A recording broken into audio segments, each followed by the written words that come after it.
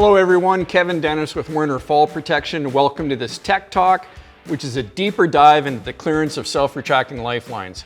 We get plenty of questions on SRL clearance, so we're going to take a closer look. First of all, let's take a look at how an SRL works. You can see in this cutout the pawls spinning around the unit as the worker moves back and forth. You can see the cogwheel lock that the pawl engages into when the line is pulled out fast enough. When the line is pulled out fast enough, the pawl overcomes the tension on the spring and the unit locks. Once it locks, the energy absorber element kicks in, whether that's inside the unit or a shock pack on the outside. So with an SRL, the free fall distance is the distance from the onset of the fall until the pawl locks. Once the pawl locks, we're not free falling anymore, deceleration begins. During testing, nobody can see inside the unit and differentiate when free fall ends and deceleration begins. So those two elements, free fall and deceleration, are combined for the total fall distance. So SRL clearance is the total fall distance, which is a combination of free fall and deceleration, and then you add in movement of the harness and the safety margin. This is pretty straightforward, but let's look at different applications where SRLs are used. Let's start with the best case scenario. The SRL is anchored directly overhead. With it directly overhead, the line is pulled out of the unit immediately when a fall occurs. Being overhead, there isn't an opportunity to generate thousands of pounds of energy because the unit locks so quickly. Class 1 and Class 2 SRLs are tested with a 310-pound weight, and they must stop the fall within 42 inches and keep forces to a 1,350-pound average. That 42 inches includes both the free fall and deceleration. Werner SRLs do a little better than this and arrest the fall within 24 or 32 inches, depending on the unit for these overhead tests. The key here is the SRL being overhead.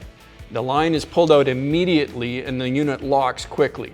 That is the number one reason Class 1 SRLs exist.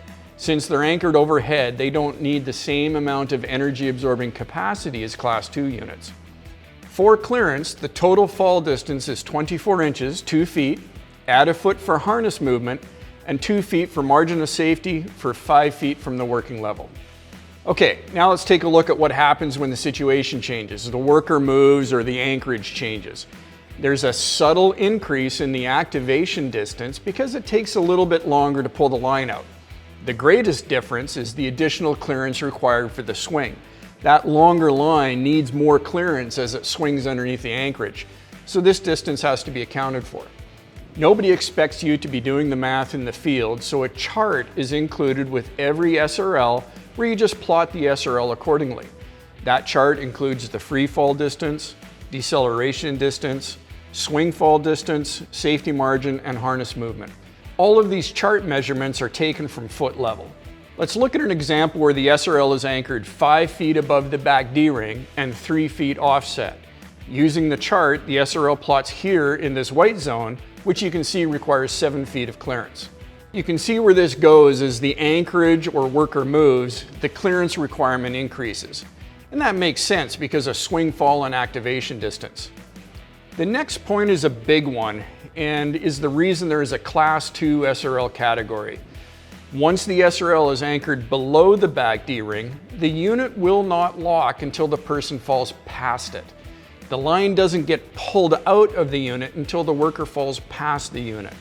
So anytime the SRL is anchored below the back D-ring, there will be an increase in the free fall distance, which means more energy, and that translates into increased deceleration distances.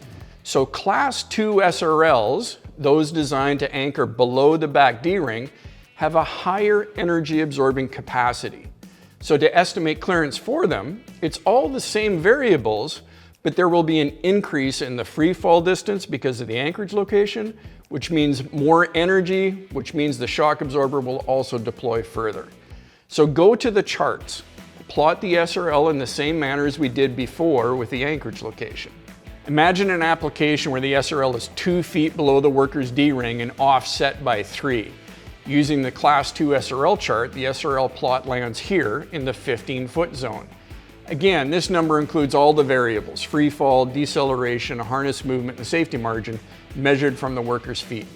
You may need to reference different charts according to the application and SRL in use. When an SRL is anchored at foot level, not only is there an increase in the free fall distance, but if the work is not directly in front of the anchor, you may also have swing fall due to the offset. But again, you don't have to do these calculations in the field, just plot the application on the graph. Here's an application where the SRL is set back from the anchorage 8 feet and the worker is offset from the anchor 12. Using the chart, we can plot the location and see that we need 19.4 feet of clearance. These clearance estimates assume a 310-pound worker, so they should be a little generous. I think you can see that estimating clearances, especially with below D-ring, offset, and setback applications, you really need the charts. Thank you everyone, hope this helps. Reach out to Werner or your local rep if you have any questions.